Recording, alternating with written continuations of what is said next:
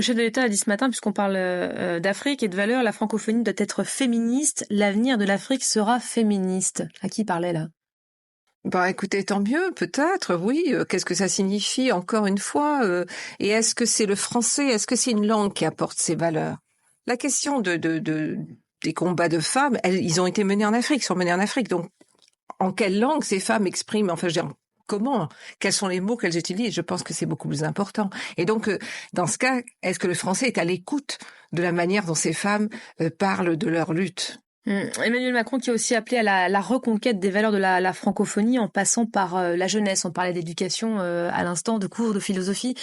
C'est un dossier qui est remis entre les mains des jeunes uniquement. Je pense, oui, évidemment, et aujourd'hui, c'est les jeunes. C'est quoi pour eux la notion de la francophonie? Ce serait une question évidemment qu'on pourrait leur poser. Oui, alors moi, ce que j'ai frappé quand on entend des migrants, c'est en fait qu'ils ont une plus grande maîtrise de langues que la plupart des Européens. Ils parlent très souvent 3 ou 4 langues très facilement parce qu'ils ont besoin de survivre et besoin de se débrouiller. Et le français est une langue parmi d'autres. Le français est une langue dont les personnes je veux dire, c'est une langue dont on peut s'emparer et puis parler, écrire dans cette langue.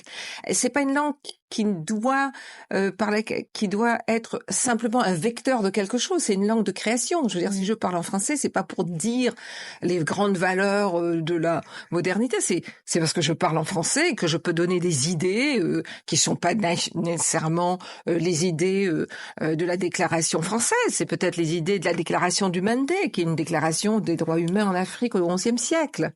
Donc c'est une langue de communication, c'est une langue dans laquelle on peut exprimer aussi l'amour, la joie, la peur et le bonheur, et aussi effectivement le désespoir. C'est-à-dire que quel est le français, en quel français les migrants expriment-ils leur trajet et leur vie? Vous dites dans la tribune que je citais tout à l'heure, il faut décoloniser la francophonie. Pourquoi? Parce que la francophonie a été un vecteur de colonisation. Le français a été un vecteur de la langue. Enfin, c'était une langue imposée au départ. C'était une langue imposée. Il y avait dans les écoles, on n'apprenait pas du tout les langues locales, enfin les langues nationales. On ne les apprenait pas du tout. Elles étaient même interdites. Donc il y a eu le français a été la langue de la loi coloniale. C'est en français que le code de l'indigénat s'est écrit. Ça a été une langue de la hiérarchie raciale. Donc il faut voir comment ça a pénétré dans la langue. Quand Aimé Césaire parle d'un effet retour sur la manière dont l'Europe se pense, il y a un effet retour du colonialisme. Donc il y a quelque chose qui a été transmis. Ça ne se passe pas seulement dans la colonie, ça se passe aussi ici. Et donc la décolonisation, ça veut dire de penser à toutes les manières dont ça a pénétré dans la langue française. Pas nécessairement dans le vocabulaire, mais dans la manière de penser et d'utiliser la langue française. Merci beaucoup Françoise Vergès d'avoir été notre invitée du jour à l'occasion de ce 17e sommet de la francophonie.